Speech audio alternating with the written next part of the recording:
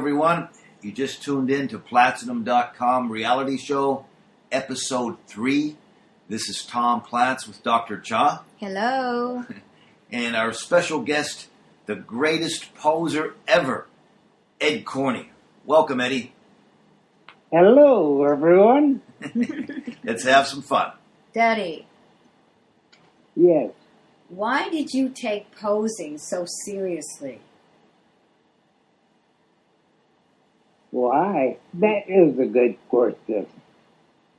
Because when I would go to these bodybuilding shows and see these guys posing, it did nothing to me.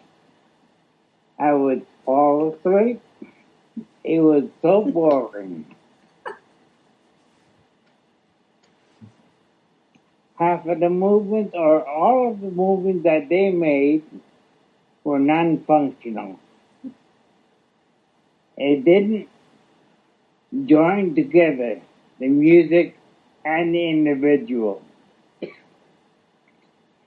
So I thought to myself, there must be more than going up on stage and hitting a bunch of poses.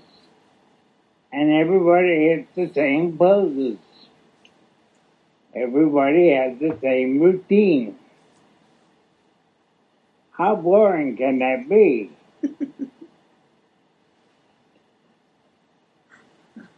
I needed to come up with a specific way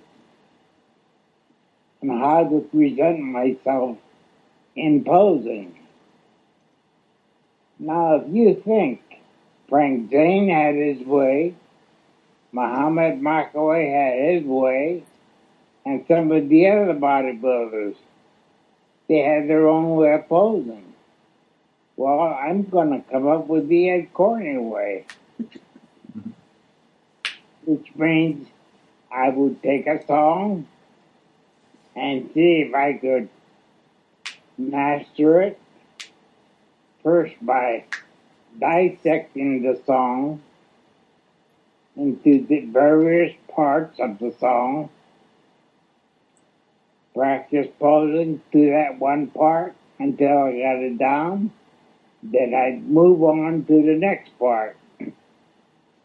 Eventually move on to the chorus, and then the song with the last part. Seems like a lot of work, but that's what it takes. But why did you take it so seriously? I mean, you became a surgeon to your song. I mean, you took it apart, you spliced and diced it. You worked on its heart. You worked on its lungs. What made you take it that serious to that level? Well, with each part wasn't going to be the same as the last part.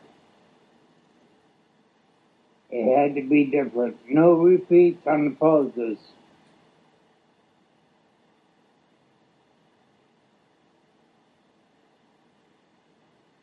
So you basically wanted to create something with your body and send a different song out, or the same song with human movement? Well, it's the same song with the music, but different moves, different poses, and the various parts.